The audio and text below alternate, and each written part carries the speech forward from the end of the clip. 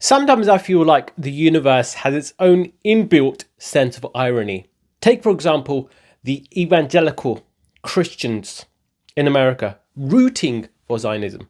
Meanwhile, having no issue with bombs being dropped on historically Christian lands, the oppression of Christian Palestinians in Bethlehem, for example, the kind of the statements, the really important messages made by people like Munther Isaac, these people who are really crying out for the oppression of the Palestinians that are being inflicted on Palestinians. And the Palestinians, of course, are descendants from Canaanites. And the Canaanites, of course, were the collective population which produced people like Jesus. That's right. Jesus was Palestinian. Now, this might be, this might seem like I'm just making a, huge stretch here. But when we look at the facts, and this video is not here to appeal to people's feelings, appeal to people's sensibilities, what you're familiar with.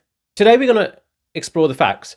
And when we talk about Palestinian, when we talk about Palestinian culture, Palestinian society, we're really talking about society that existed for thousands of years within this geographical area in the south of Levant.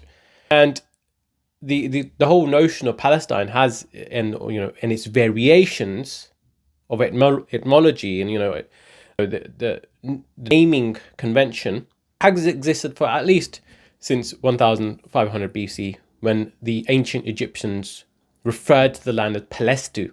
But the history of Palestine goes even further back than that, because you see, prior to even the Abrahamic religion of Judaism, you had the Canaanite society. The Canaanites, they're the original, the ancestors of all the Levantine population, particularly the south of Levantine.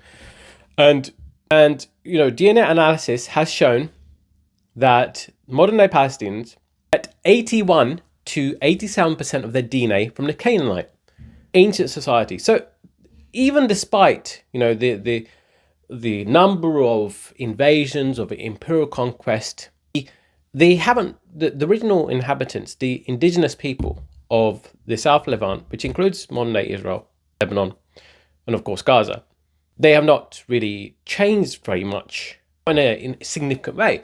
Now, obviously, the descendants of Canaanites also include the Jewish populations, but DNA evidence and the facts matter. Facts matter, and irrespective of how you translate the facts is up to you. But the facts do matter, and especially Ashkenazi Jewish population have a much higher admixture or genetic profile that is other than from the South Levant. For example, Ashkenazi, Jewish people have about something like 41% European DNA, which leads me on to the conclusion, the very factual statement that Jesus himself was more Palestinian than he was modern day Jewish. That's undeniable fact. If, for example, the Jews of antiquity, during that time, they were descendants of Canaanites, and the modern day Palestinians have a stronger Canaanite ancestry and a DNA profile than people who are of Ashkenazi Jewish background, then clearly the Palestinians are the closer to Jesus. And also this also goes for this is why this irony is constantly within just analysis of history, because the patron saint of England, but also patron saint of many different countries, which also include Portugal, of Venice, he himself was also from Syria, Palestina, also from Palestine. And it comes full circle. The most right-wing people, the most Christian nationalist people, in the same way that the Third Reich, call themselves a Christian movement.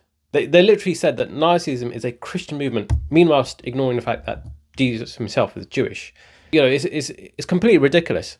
But the facts really do matter if we are to take the full benefit of being a human being born on this, on this planet, and We want to make full use of our brains, of our faculties, rather than being completely beholden to categorization, identities, and then we fall into the trap of propaganda. We fall into the trap of just fitting ourselves into these, distinct identities, like being a square, being forcing yourself into a round hole or a triangular hole.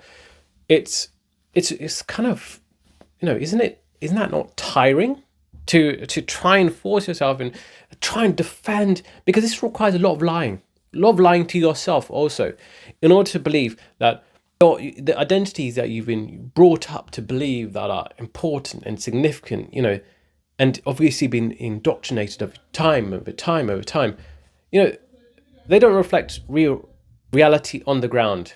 If there's anything to be learned from this video, is that what we're told in history books, what we will be familiar with through just the cultural context in which we live, propagandized to by our politicians and media, they are not necessarily telling the full truth, and they may simply be fictions.